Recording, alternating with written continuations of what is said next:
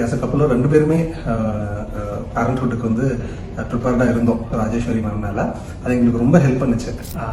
நாங்கள் வந்து ராஜேஸ்வரி மேம் கிட்ட 27th வீக்லேருந்து கிளாஸஸ் ஜாயின் பண்ணோம். நிறைய அவேர்னஸ் கொடுத்தாங்க, நிறைய ப்ராக்டிசஸ் கொடுத்தாங்க, எக்ஸசைசஸ் கொடுத்தாங்க. இது நம்ம சிட்டியில் இருக்கிறனால பெருசாக பேரண்ட்ஸோட எக்ஸ்போஷர் இல்லாதனால எங்களுக்கு இதை பற்றின அவேர்னஸ் எங்கே போய் தெரிஞ்சிருக்கோன்னு ஐடியா இல்லை.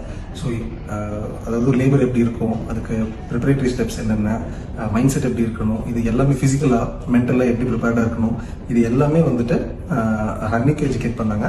எனக்கும் ஒரு கிளாஸ் ஒரு செஷன் செட் பண்ணி ஒரு கப்பல் செஷன் செட் பண்ணி அதில் எனக்கும் எஜுகேட் பண்ணாங்க. ஸோ டெலிவரி அப்போ லேபர் அப்போ வந்துட்டு பார்த்துட்டிங்கன்னா எதுவுமே எங்களுக்கு ஒரு நியூவாகவோ இல்லை வந்து ஒரு ஃபியரோ இல்லாமல் ஓகே வி ஆர் ப்ரிப்பேர்டுன்ற மைண்ட் செட்டில் போய் அட்டன் பண்ணோம்.